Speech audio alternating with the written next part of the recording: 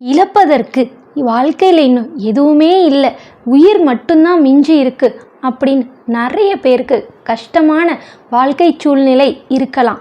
அதற்கு காரணம் சனி பகவானா கூட இருக்கலாம். சனி திசை நடக்குதுன்னு சொல்லுவாங்க. 7.5 சனி, அஷ்டமத்து சனி, பாதச்சனின்னு நிறைய இருக்குது.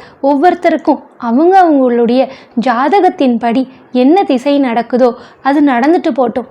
ஆனால் பிரச்சனைகள் ஒரு முடிவுக்கு வரணுமா இல்லையா? பிரச்சனைகள் மட்டும் வாழ்க்கையில் இருந்தால் அடுத்த நிலைக்கு எப்படி போக முடியும்? எல்லா பிரச்சனைகளையும் தீர்ப்பதற்கு ஒரே வழி இறை வழிபாடு. எந்த கடவுளைத்தான் கும்பிடுறது?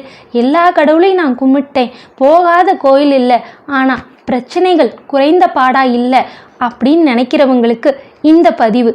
தேய்பிறை அஷ்டமி எல்லா மாதமும் வரும். அந்த தேய்பிறை அஷ்டமி அன்னைக்கு கால பைரவரோட காலை கட்டியாக பிடிச்சிக்கோங்க. அவரை தவிர காப்பாற்றும் சக்தி வேற யாரும் இல்லை அப்படின்றது என்னுடைய நம்பிக்கை. ஏன்னா சனி பகவானுக்கு கால பைரவர் தான் குரு.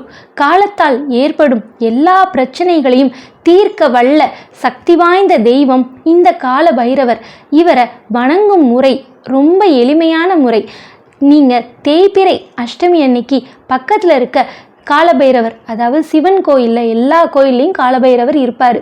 காலபைரவருக்கு தேய்பிறை அஷ்டமி அன்னைக்கு ராகு கால நேரத்தில் போய் செவ்வரளி பூ, அப்படி இல்லைன்னா 2 செவ்வாழை பழம், அதுவும் இல்லைன்னா சந்தனம், புனுகு அப்படின்ற வாசனை பொருட்களை வாங்கி காலபைரவருக்கு நீங்கள் காணிக்கையாக கொடுத்து உங்களுடைய பிரார்த்தனையை வைக்கலாம்.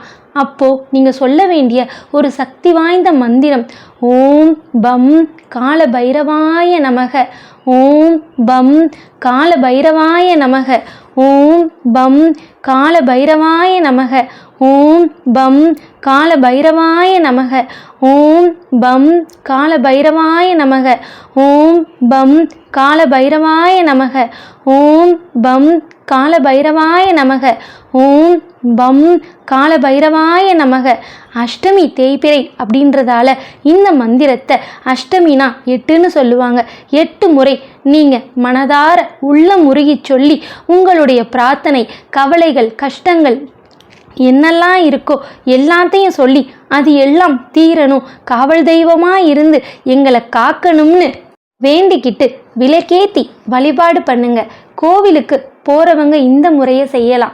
கோவிலுக்கு போக முடியாது, நாங்கள் ரொம்ப தூரத்தில் இருக்கோம், வீட்லேயே கும்பிடலாமான்னா தாராளமாக கும்பிடலாம். காலபைரவர் படம் இல்லையே, எப்படி கும்பிடுறது அப்படின்னா அவரை மனசார நினச்சிக்கிட்டு ஒரு விளக்கு எடுத்து, அது நெய் தீபமாக இருந்தால் ரொம்ப சிறப்பானது. விளக்கு எடுத்து நீங்கள் நெய் தீபமாக ஏற்றி உங்களுடைய பிரார்த்தனையை சொல்லுங்கள். எங்களுக்கு மந்திரமெல்லாம் தெரியாது அப்படின்றவங்க, காலபைரவா, காலத்தால் ஏற்படுற எல்லா பிரச்சனைகளையும் எங்கள் கூட இருந்து நீதான் அதிலிருந்து எங்களை விடுவிச்சு எங்களை காப்பாற்றணும் அப்படின்னு உள்ள முருகி மனதார வேண்டுங்க. நீங்கள் உங்கள் வெற்றிக்கான எல்லா முயற்சிகளையும் எடுக்கும்போது நீங்கள் பாட்டுக்கு முன்னேறி போய்கிட்டே இருப்பீங்க. உங்கள் பின்னாடியே வந்து உங்களுடைய எல்லா முயற்சிகளிலும் ஏற்படக்கூடிய தடைகளை காலபைரவர் அகற்றிக்கிட்டே இருப்பார். அதுக்கு தேய்பிறை அஷ்டமி வழிபாட செய்யுங்கள்.